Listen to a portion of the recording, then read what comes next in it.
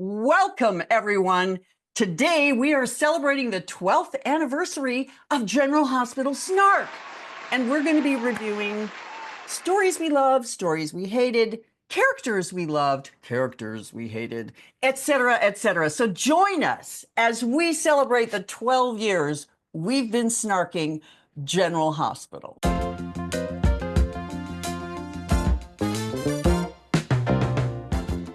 David, congratulations. We've made it this far. We've had all kinds of stuff happen in 12 years in our personal lives and on the page. And here we are sitting at 65,000 people reading these stupid things we write every morning. So do a general recap of the last 12 years for us, would you?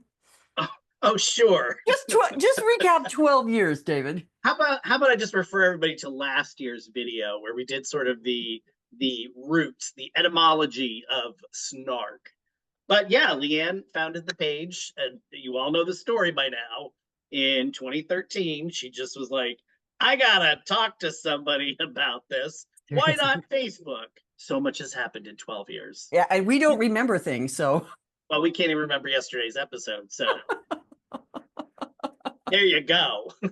I thought today we'd talk about some of the stories over the years that either delighted us or annoyed the heck out of us. Yeah, this is more a celebration of... It is a celebration. We're not going to go into our sordid history, which is sordid.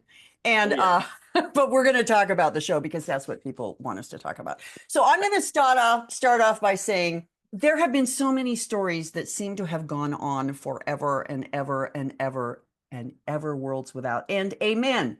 One of those was the Peter Shakespeare in the parking lot story. Oh my gosh, David. Oh, Maxie, you're even more beautiful than I remembered. I knew you wouldn't be able to stay away. Peter, just shut up. It was so fun, though, to make fun of him and snark him as Juilliard. You know, what are the things that we would tease about Peter? I mean, because he was a hot mess. I loved the actor, and then Frank cast him on General Hospital, and I just was like, no. Poor Maxie had to endure a relationship with him. And then Liz and the down the stairs thing with Finn. I mean, it was woven into everything. Peter, it's Elizabeth. Can you hear me? Not your fault. And then they tried to redeem him, and then they made him evil again, and it was just, yeah, back and forth and back and forth and back. That was probably, if I had to do a Snark Awards for the show, for like, you know, from 1963 to the current day, or even just the 12 years that we've been snarking, I have to say that would probably wind up as the most exhausting storyline to ever be on the show. And don't forget, there have been many stinkers. Well, but we're not even done with Pikeman yet, so don't count your chickens before they've hatched, David. Pikeman could go on for another 3 or 4 years if we're not careful. Well, at least Pikeman is several characters and not just, you know, Shakespeare.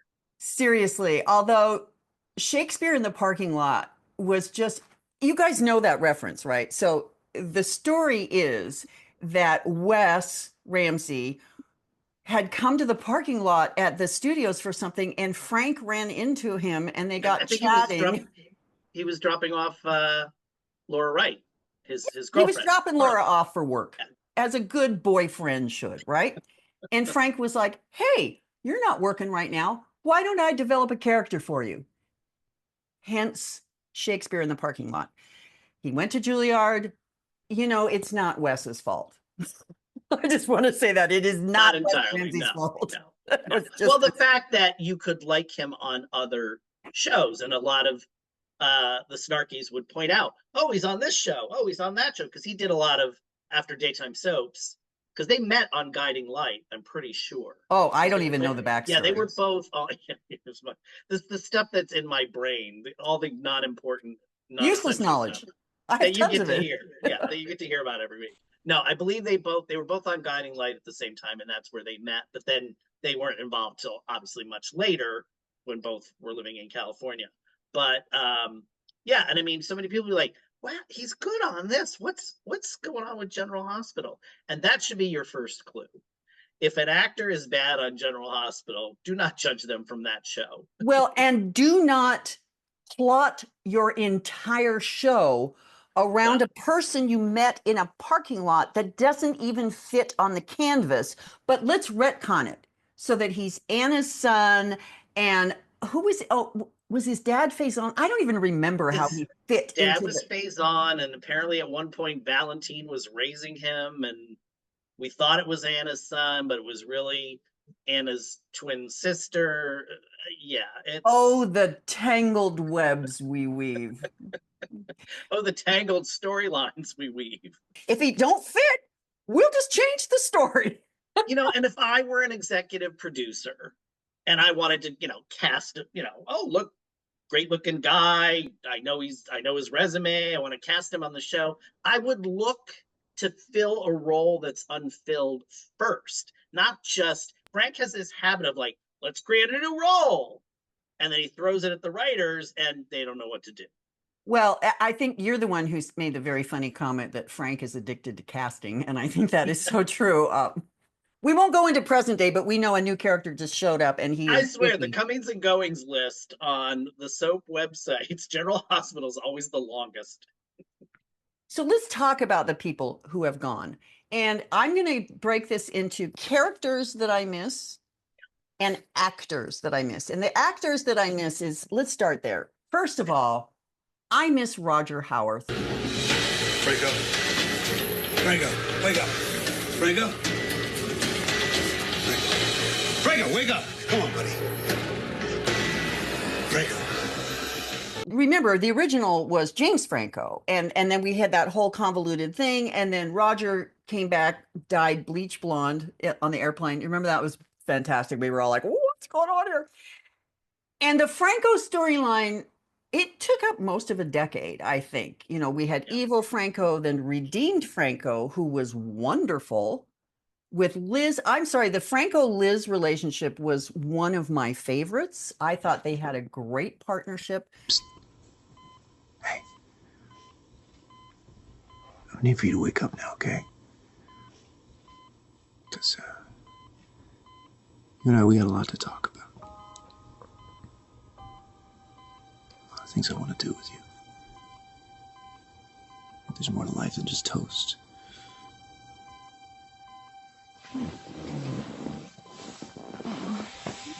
But then they decided to kill him off again. And I don't even know I don't know if it was Roger who did that. I don't know if it's Frank got up one morning and said, we can't have a rapist on the show, because Frank also has plot amnesia and doesn't remember that they've all been rapists on the show.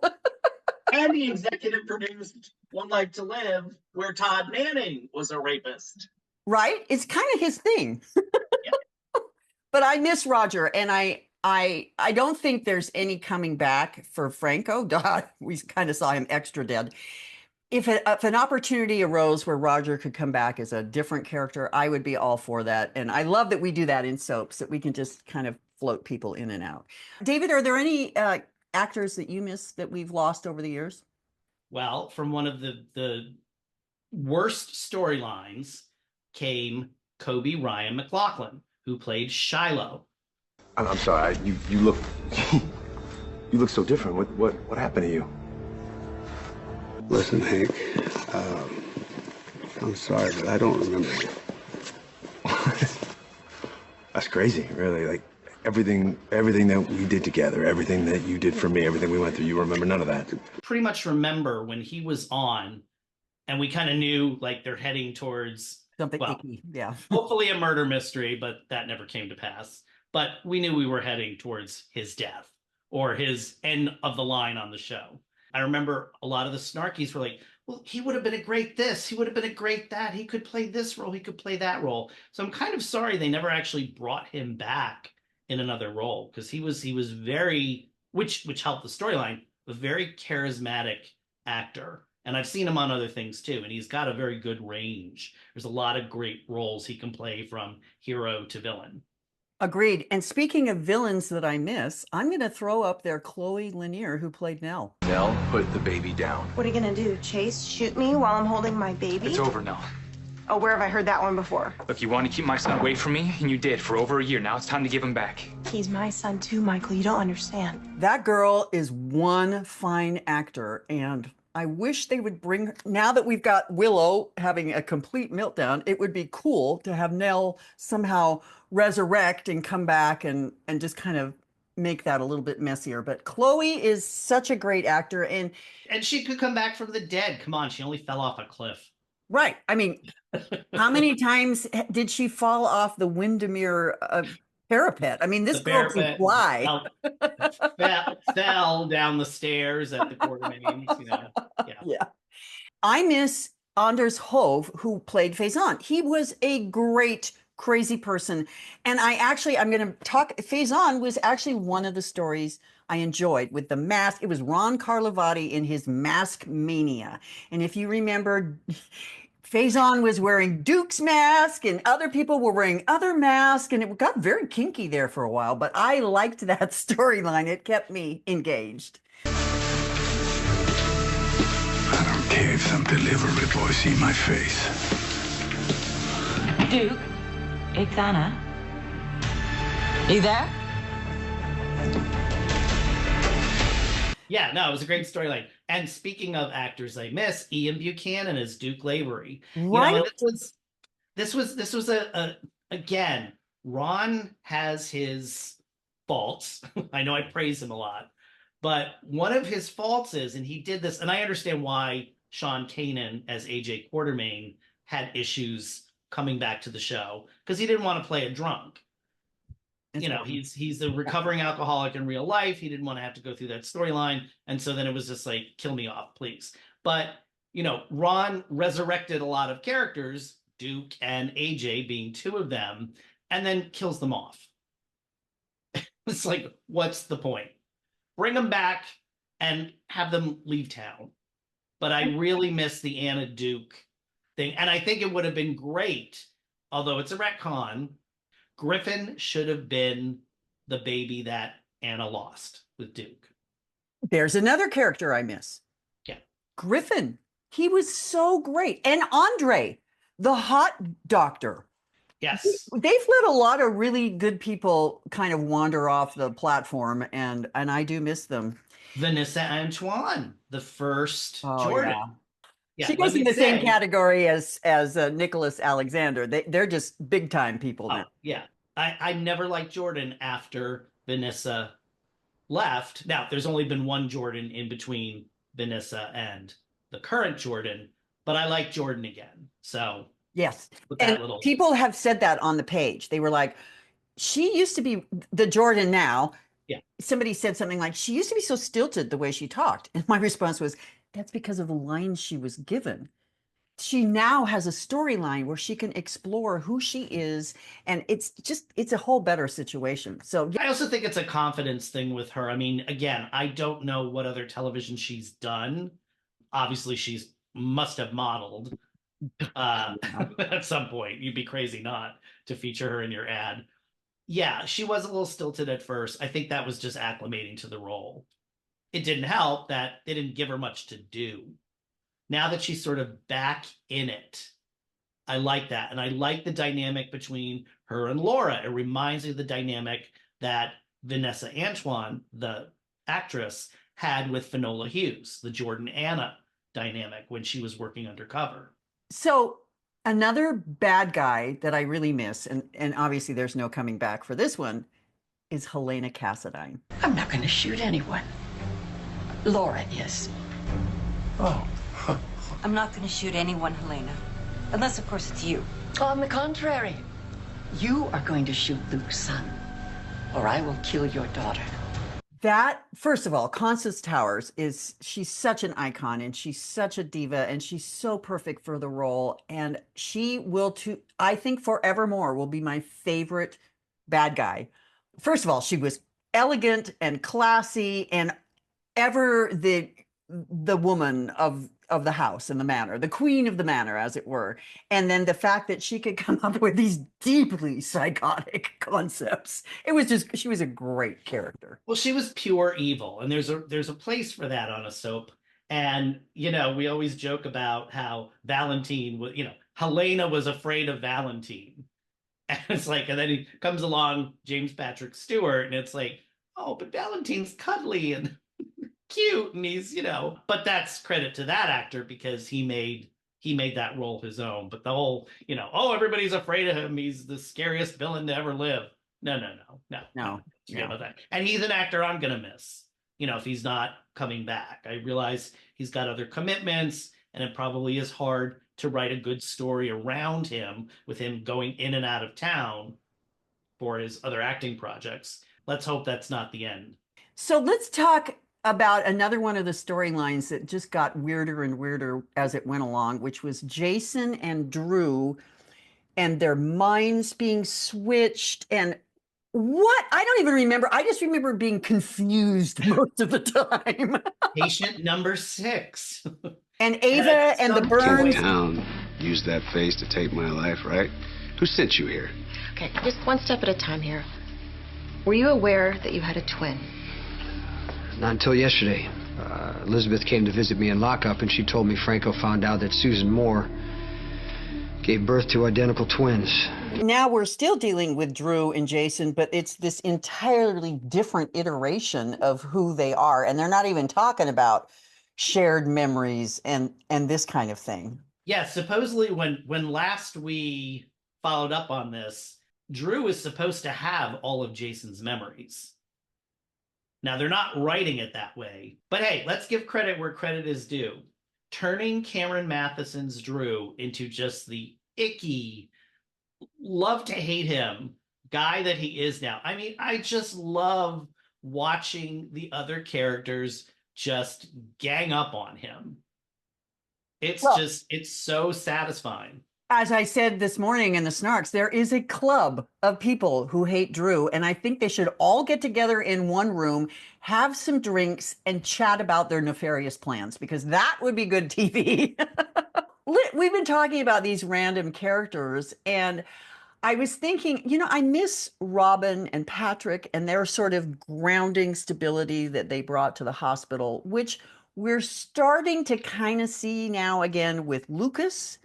He's bringing that, hey, the hospital is my job and I go here every day, so I'm going to have friends at the hospital. He's bringing the hospital into that normal vibe, which I wouldn't say that Patrick and Robin actually made it a normal vibe, but at least it was a more convivial energy at the hospital. I miss seeing, and if you watch like old classic episodes of General Hospital, when the show focused around the hospital, most of the people, the doctors and the nurses, were friends. And I always remember it. They never go there anymore, but they would always end up in the hospital cafeteria, which we made for never see the cafeteria. No, and they kind of joke about how bad it is now. But at one time, everybody went to the hospital cafeteria, and Monica would be sitting with Gail, and then Leslie and Rick would come in, and she'd shoot Leslie a dirty look, and then they'd be talking about it, and it was a great meeting place in the hospital instead of just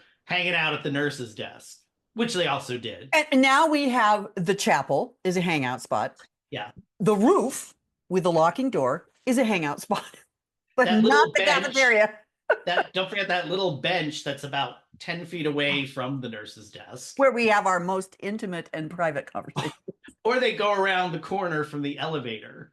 Or they stand in front of the vending machine.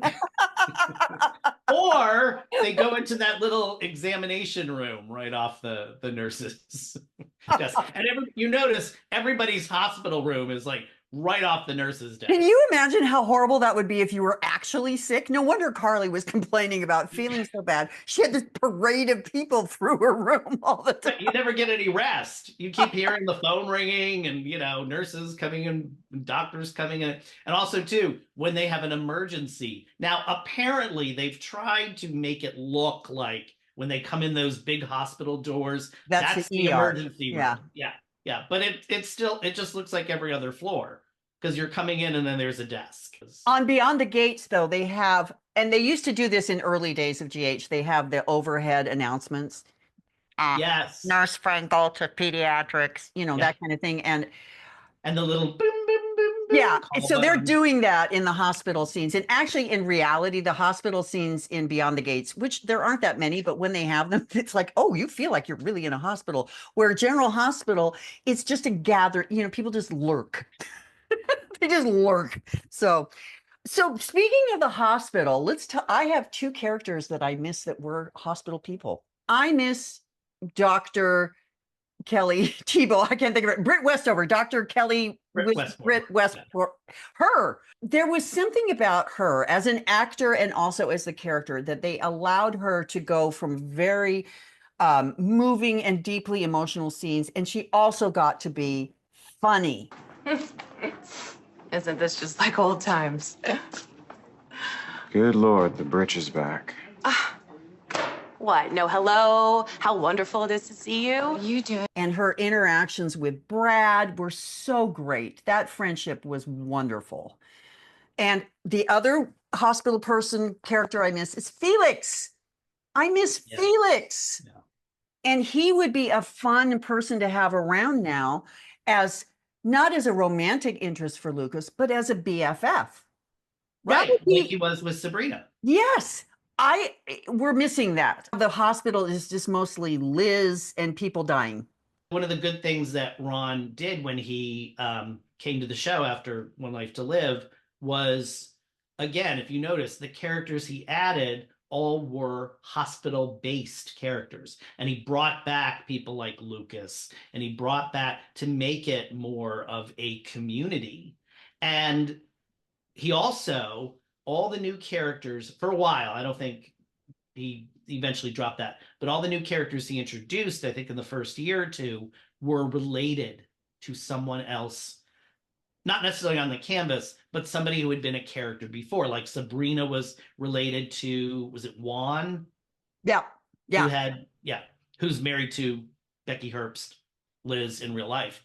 I think Felix Dubois was like the only character that was not related to somebody, but he tried to like have them connect. And then that's when we had the big influx of Felicia came back, Bobby came back, Kevin came back, and Scotty came back, because they were all kind of off the show at that point. And speaking of Scotty, I'd really like Scotty to come back. He's another one who just vanished into the mists. And now we've lost Marty too. Marty's off in California fighting some ex-wife. Yep. Yeah. Who gets and Liesel's still out there somewhere? Oh yeah, Liesel Obrecht. Again, she fits with Britt, right? That was, again, we had a character who was really nefarious and evil and awful. And did she end up being Peter's mother? How did Peter fit in with her? I don't even remember now.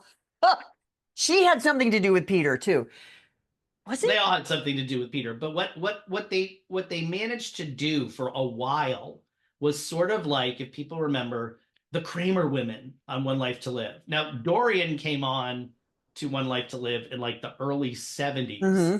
And her crazy sister came on a little later. But then, later on, the long lost daughter. And then, of course, the mother, and then all these other characters. And it sort of became this thing, sort of like the Davis girls. When I think it was last week's podcast, we were talking about Nina and Rick and that history, and I found a clip with Michelle Stafford. And as much as I love Cynthia Watros, and I do, I love Nina right now, I miss that manicness that Michelle Stafford brought to the character, and just seeing her in those scenes briefly. And she was funny, and she was a light, and as even being crazy as all get out, I still really enjoyed her as Nina. Sorry. Yeah. But pushing a woman into a closet every time she needs to nurse her baby is not normal. It's just the opposite. It's wrong. It sets a bad precedent for our future generations. Nina, I just seriously don't understand why you're interested in this at all. Why? It's a woman's issue. It's right up my alley. And I forget, she was on for quite a while, because I'm thinking like oh, Cynthia Watros just took over the role because, and Michelle Stafford was on like a year. She was on like 2 or 3 years before, Cynthia Watros took over. The difference, I think, between the Ninas, and I've said this time and time again, I just look at the character of Nina as a new character since Cynthia Watros, because Michelle Stafford had an assurance in her performance that came through. So even when Nina was like crazy or nervous or everything, she had all this nervous energy. Cynthia Watros plays it more sort of passive, which again, I like, but it's different. It's different, right? They're making choices, and had Cynthia come on and tried to be Michelle, that would have not have been authentic, and it wouldn't have worked at all. But she's made that character her own. But yeah, you go back and you watch a Michelle Stafford clip and you're like, oh, but this was a great. She also had better storylines back then. I think they've finally course corrected with Nina now. And as she is president of the Let's Get Drew Club, I mean, this is a good storyline for her. And it's going to be great if they can all get together. Like I said, we need to get the club together and organize this nefarious plan, because we've got things to do, people. Well, and again, it's like you always know what's working and what's not working from the page. And that's one of the things we've learned over 12 years. I mean, remember, there was a year and a half of just griping about Nina and just, complaining, and the whole, the Carly and the Nina thing that just never ended. It's exhausting. And it's like, once they got away from it, silence. Right. Well, no, people are like, well, that budding frenemy relationship between Nina and Carly is something they need to build on. I think this needs to be explored, because it could be great. I mean, look at how people are reacting to the Stella Tracy friendship, and the Ava Nina friendship. I mean, I love those. Those are great. So, and I don't know what the story is behind Jane Elliott, when she retired and left, and they did that whole tribute thing. They did like a storyline, her exit storyline, and this tribute to her.